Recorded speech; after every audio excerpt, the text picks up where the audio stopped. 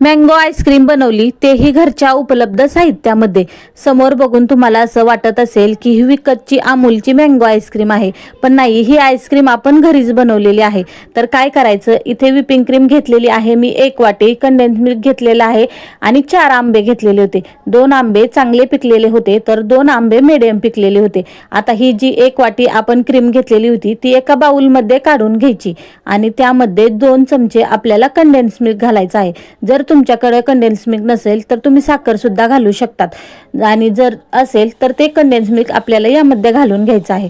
बीटरच्या साहाय्याने व्यवस्थित असं इथे आपल्याला बीट करून घ्यायचं आहे। कमीत कमी 4 ते 5 मिनिटं व्यवस्थित असं आपल्याला हे बीट करून घ्यायचं आहे। त्यानंतर 2 आंब्यांची आपल्याला इथे साल काढून घ्यायची आहे आणि त्याचा रस यामध्ये घालून घ्यायचा आहे। निघेल तेवढा रस यामध्ये घालून घ्यायचा आहे। जर तुम्हाला हा मिक्सरमध्ये फिरून घालायचा असेल तर तुम्ही मिक्सरमध्ये सुद्धा फिरून घालू शकतात, पण मी असंच डायरेक्टली इथे रस काढून घेतलेला होता आणि व्यवस्थित मिक्स होण्यासाठी याला बीटरच्या साहाय्याने परत एकदा व्यवस्थित मिक्स करून घेतलेलं होतं।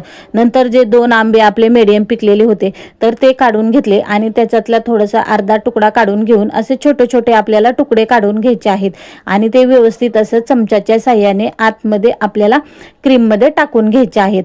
तर अशा पद्धतीने आपल्याला हे सगळं यामध्ये काढून घ्यायचं आहे। असं थोडं मोठं मोठं आपल्याला यामध्ये ठेवायचं आहे। जर तुम्हाला असं मोठं आवडत नसेल तर तुम्ही डायरेक्टली सगळा रस सुद्धा करून घालू शकतात। तर इथे मी थोडे थोडे मोठे तुकडे सुद्धा घालून घेतलेले होते आणि चमच्याच्या साहाय्याने व्यवस्थित असं मिक्स केलेलं होतं। असं केल्यामुळे आपल्या आईस्क्रीमला ना बाहेरचे विकतच्या सारखं टेक्स्चर येतं आणि दिसायला सुद्धा खूप सुंदर अशी ही आपली आईस्क्रीम होते। नंतर यामध्ये थोडेसे ड्रायफ्रुट्स सुद्धा घालून घेतले आणि व्यवस्थित असं चमच्याने तेही सगळं मिक्स करून घेतलं। आता हे अमूलचा माझ्याकडे डब्बा होता, त्यामध्ये हे सगळं मी आईस्क्रीम ओतून घेतलं आणि त्यावरती परत आपल्याला थोडंसं टॅप टॅप करून थोडासा कलर टाकून घेतला, कारण हा येल्लो कलर होता आणि छान असा कलर येण्यासाठी इथे मी थोडंसं इथे 2 ड्रॉप येल्लो कलर टाकून घेतला आणि व्यवस्थित असं चमच्याने हलवून घेऊन नंतर त्यावरती ड्रायफ्रुट्स टाकून घेतले। तर सुंदर अशी आपली ही आईस्क्रीम तयार झालेली होती। आता यावरती आपल्याला झाकण ठेवून 7 ते 8 तासासाठी फ्रीजरमध्ये डीप फ्रीज करण्यासाठी ठेवायचं आहे। नंतर आपली ही आईस्क्रीम तयार होते। अगदी बाहेरच्या सारखे मार्केट सारखी आईस्क्रीम आपण घरच्या घरी तयार करू शकतो आणि तुम्हाला बघितल्यावर विश्वास बसणार नाही, ही आईस्क्रीम आपण घरच्या घरी अगदी 2-3 साहित्यामध्ये तयार केलेली आहे।